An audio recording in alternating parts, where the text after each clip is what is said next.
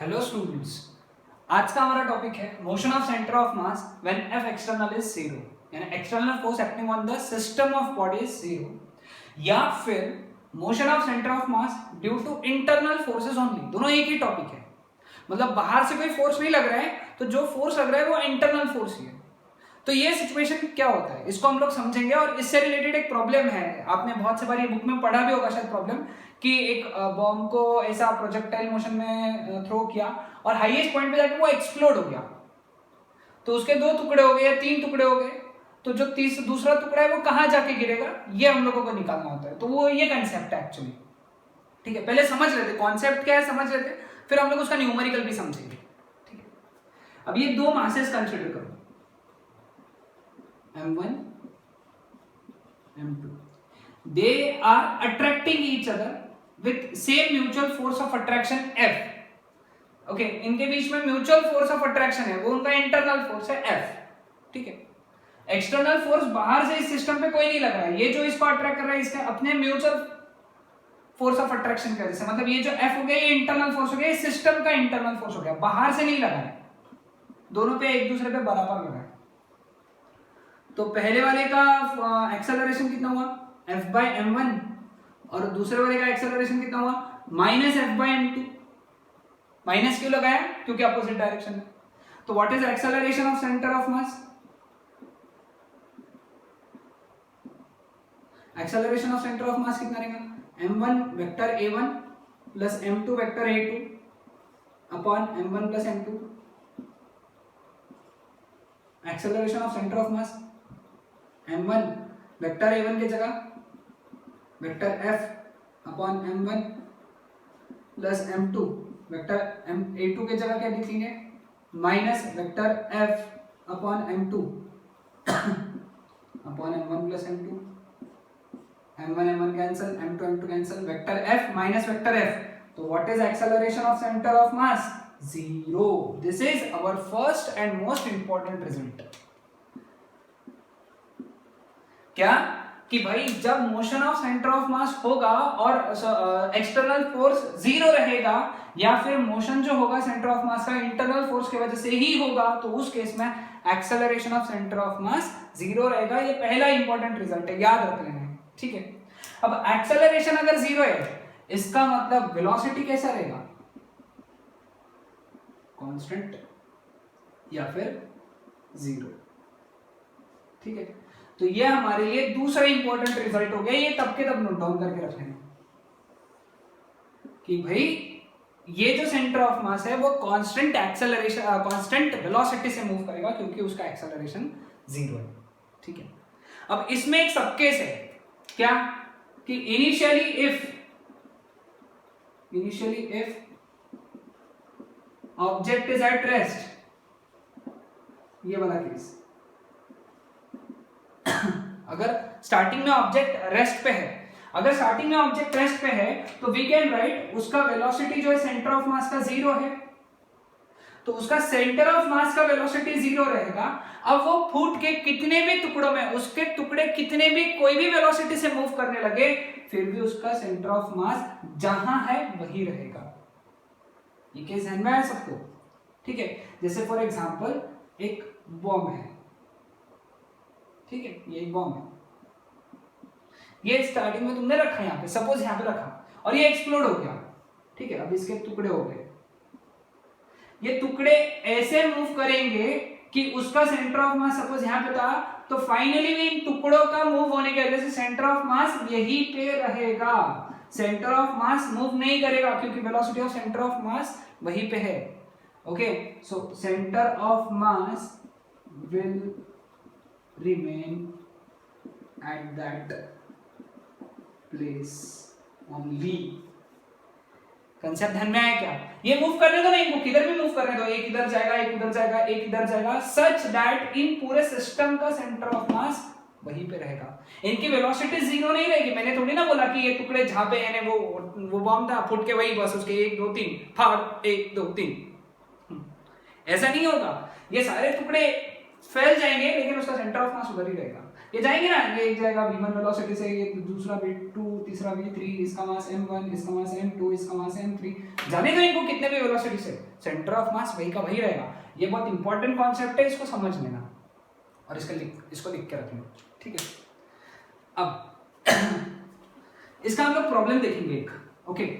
Famous problem है, बहुत सारे बुक्स में आपको देखने मिलेगा, ओके।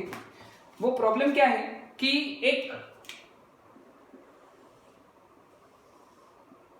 मैं यहां पे ड्रॉ कर देता हूं, ओके। एक बॉम्ब है, देख रहे हो कितना कीड़ा कर रहे हैं हम लोग, है ना। प्रॉब्लम से समझ में आता है कि फिजिक्स में कितने कीड़े होते हैं। देखो एक बॉम्ब दिया है, उसको उसकी चिंगारी लगा दिया, ऐसा समझ लो, चिंगारी लगा दी उसको, भाई उसके बाद निकाल के हम लोगों ने चिंगारी लगा दी और उसको वेलोसिटी दिया 100 मीटर पर सेकेंड का। क्या फेंका है मतलब 100 मीटर पर सेकेंड से 37 डिग्रीज पे फेंका, सुपर एकदम। अब ये बॉम्ब क्या करेगा, प्रोजेक्टाइल मोशन परफॉर्म करेगा, इस तरीके से जाएगा अगर बॉम्ब रास्ते में नहीं फूटा तो। लेकिन कहानी में ट्विस्ट आया, बॉम्ब हाईएस्ट पॉइंट पे जाके फूट गया, यहां पे ब्लास्ट हो गया। एंड ब्लास्ट जब वो हुआ, वो जो ब्लास्ट हुआ, it blast into 2 parts, 2 part में हुआ, सच दैट उनके मास का रेशियो है 1:3।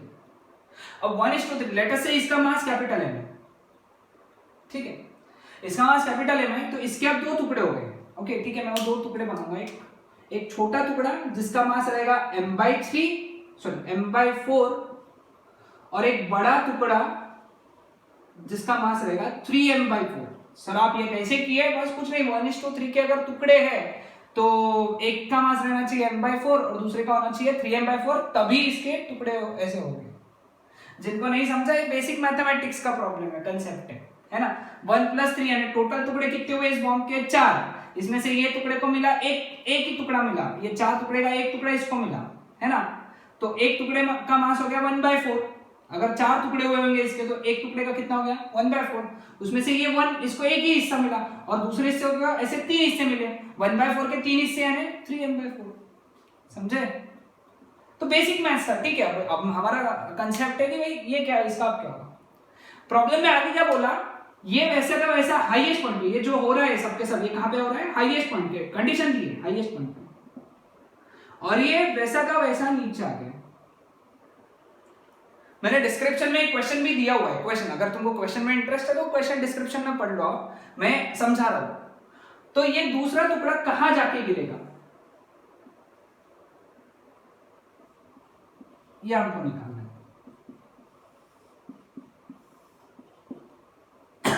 ठीक है। क्लियर, कॉन्सेप्ट ध्यान में आया। अब क्या, अब क्वेश्चन ध्यान में आया, कंसेप्ट समझा दो। देखो अब बाहर से कोई फोर्स लग रहा है क्या, नहीं, क्योंकि बॉम्ब जो फूटता है वो अंदर के फोर्सेस की वजह से फूटता है, उसके अंदर जो बारूद रखी है वो फूट जाती है, तो वही बॉम्ब फूट गया। मतलब एक्सटर्नल फोर्स 0 है, एक्सटर्नल फोर्स 0 है, ठीक है। अब इसमें वेलोसिटी ऑफ सेंटर ऑफ मास कैसा रहेगा, कांस्टेंट, यानी ये टुकड़े कैसे भी जाओ, एक इधर गिरेगा एक उधर गिरेगा, लेकिन इसका सेंटर ऑफ मास यही रास्ता फॉलो करेगा, जो रास्ता उसको फॉलो करने के लिए बोला गया है, ये रास्ता फॉलो करके आया उसका सेंटर ऑफ मास, यहाँ पे फूटने के बाद में भी यही रास्ता फॉलो करके गिरेगा यहाँ पे। तो सेंटर ऑफ मास जो रहेगा वो यहाँ रहेगा इसका समझा। ये जब दोनों टुकड़े हो जाएंगे तो ये पहला टुकड़ा रहेगा जिसका मास रहेगा m/4, ये दूसरा टुकड़ा रहेगा जिसका मास रहेगा 3m/4, ठीक है। लेकिन इन दोनों का सेंटर ऑफ मास यही रहेगा। अब लेकिन ये क्या है, ये तो हमारा रेंज है ना, ये तो रेंज है, और ये टुकड़ा हाईएस्ट पॉइंट से नीचे गिरा, वैसे क्या वैसा, वो रेस्ट पे जैसे वो फूटा वो बस भाई वो तो ठंडा ही हो गया, वो नीचे गिर गया यहाँ पे। और ये डिस्टेंस जो रहेगा वो r/2 रहेगा, क्योंकि वो हाईएस्ट पॉइंट से नीचे गिरा ना, तो हाईएस्ट पॉइंट r/2 पे आएगा, ठीक है। हो गया प्रॉब्लम सिंपल। अब हम लोगों को मालूम है रेंज कितना रहना चाहिए, यहाँ पे रेंज का फॉर्मूला क्या है, u² sin 2θ अपॉन g, है ना। u² यानी कितना हो गया 100² इंटू sin 2θ यानी 2 sin θ यानी 37 है, cos 37 अपॉन g 10 देंगे, ठीक है। Sine 37 3/5, cos 37 4/5। तो रेंज जो आएगा तुम्हारा वो आएगा 960 मीटर। ये सॉल्व कर लेना तुम, इसके जगह 3/5 डालो, इसके जगह 4/5 डालो, ठीक है। यानी सेंटर ऑफ मास का यानी एक्सीएम, ये हो गया हमारा एक्सीएम, है कि नहीं। ये जो रेंज सेंटर ऑफ मास है ये हमारा रेंज हो गया, वो कितना हो गया एक्सीएम। पहले वाला मास का x1 कितना है r/2, इसका हाफ यानी 480 मीटर। दूसरे वाले का निकालना है, पहले वाला मास कितना है m/4, दूसरा वाला मास कितना है 3m/4। फॉर्मूला क्या लगाएंगे, x cm is equal to m1x1 plus m2x2 upon m1 plus m2। Okay, x cm कितना दिया है 960 इज इक्वल टू m1 कितना है m/4, x1 कितना है 480 प्लस m2 कितना है 3m/4 इंटू x2 कितना है निकालना है m1 प्लस m2, इन दोनों का एडिशन m ही आएगा, सभी में से m कट हो गया। ओके, 4 भी कॉमन निकल गया, तो 4 कॉमन निकल गया या 4 से डिवाइड भी हो गया। तो इसको अगर सॉल्व किया आपने, इसको अगर पूरा सॉल्व करोगे तो आंसर आएगा 1120 मीटर्स।